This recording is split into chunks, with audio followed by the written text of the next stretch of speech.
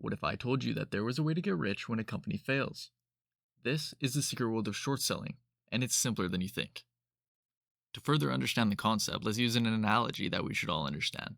Imagine your friend lends you the brand new, impossible to find PlayStation 10. It's so hot and people are paying a fortune for it. But you're a beautiful genius and you have a hunch. You heard a rumor that the new model is coming out next week and that will make this one obsolete. So you do something a little cheeky. You immediately sell your borrowed console for top dollar. This, my friends, is the short sell. You've made a bet that this thing's value is about to tank. A week later and your hunch was right. The new model is announced and the old console's price absolutely plummets. So you stroll into the store and you buy a replacement for pennies on the dollar. You give it back to your friend who is blissfully unaware of your secret side hustle, and you pocket the difference. That's short selling. You profited from a price drop.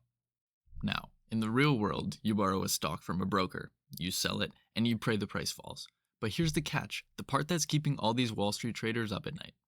The price goes up, your losses are theoretically infinite. There's no limit to how high a stock can climb, meaning there's no limit to how much money you can lose. It's the ultimate oopsie. See, at the end of the day in a short sale, someone is bound to lose money. It's just a financial tug of war. And we saw this play out in real life with GameStop. Big professional investors on Wall Street had made a massive bet that the GameStop stock would fall, and they shorted it hard. But then, a bunch of regular people on the internet decided they were going to buy up all the stock, creating a frenzy. And the price didn't just go up, it exploded. It multiplied by over 100 times in just a few weeks. The short sellers were trapped and had to get out of their bets. They were forced to buy back their shares at these insane prices, which only pushed the price higher and higher, costing them billions overall.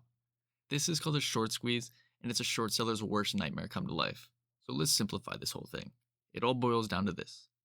First, you have a hunch that a company's stock price is ridiculously overvalued and headed for a nosedive.